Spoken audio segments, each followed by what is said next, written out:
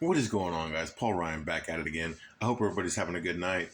Looking online, trying to find something positive, really anything to talk about Cowboys wise that didn't have anything to do with the sun or curtains or anything like that, or who's going to be the next coach of the Dallas Cowboys. And I did stumble upon something interesting, actually, something that I've been hearing for a couple of days, but I saw a mock draft that kind of just confirmed that maybe this could be a reality, if you will, a desire by this Cowboys front office. But we know this Cowboys season it's over. I mean, we're not making the playoff run. We're not going to be in the Super Bowl contenders or anything like that. We know that the season is over. So of course, people are starting to do mock drafts for the Cowboys. And today I saw one by somebody on, I believe it was Cowboys Wire, and I can't remember the gentleman's name, but he did a 3-round mock, and in the first round he had the Cowboys taking running back Ashton Jeanty out of Boise State. Now this guy is amazing from what I understand, and Brian Broaddus is on record saying that he looks better, could potentially be better than even Bijan Robinson. Now to say that he looks better than Bijan Robinson on tape, that's pretty impressive. I know, if I recall, Bijan Robinson was regarded as a generational talent. And that last time we heard that, I believe it was Saquon Barkley, and we see him. I mean, he's a pretty special player, pretty dynamic player. But I've heard a lot of conversation about Jeanty being the choice for the Cowboys, and that running back actually stated that he would like to be drafted by the Dallas Cowboys because he is from, I believe it was Frisco. That being said, we've seen some teams have success drafting running backs pretty high. I mean, the Cowboys took Zeke fourth overall. I don't know if you'd want to call that a successful pick. I mean, he was pretty special his first couple of years here in Dallas, his first 3 or 4 years, and then after his second contract, started to tail off his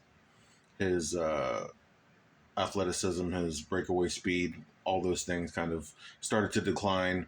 It was funny, they were talking on 105.3 The Fan that Ezekiel Elliott, every year that he's been in the NFL, his yards per game have gone down every single year. But again, you can't take the first couple of seasons away that Zeke had. I mean, he was an amazing game-changing player, especially his rookie year. Rookie year Dak and rookie year Zeke, that season was pretty special, having those guys together. But, just sticking with the running back theme, I don't know if the Cowboys are picking top five, man.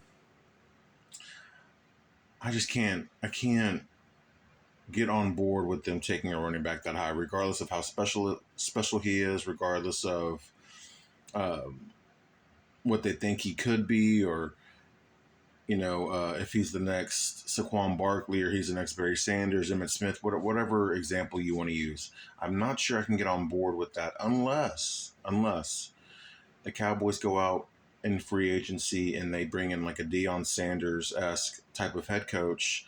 They bring in a really, really special coaching staff, a coaching staff that is going to coach and scheme and do all those types of things that we're seeing modern successful NFL coaching staffs do, like the guys in Detroit, like the guys in San Francisco, um, the guys in for the Rams, that type of coaching staff. But we're going to get something like that, and then in addition to getting a coaching staff, we go out and we address the defensive line in free agency with some proven veteran players, and I don't know if, I mean, of course, another offensive lineman would be nice. It sounds like that might also be a target for the Cowboys in the first round, is maybe getting a right tackle or a left tackle and moving Tyler Guyton to right tackle.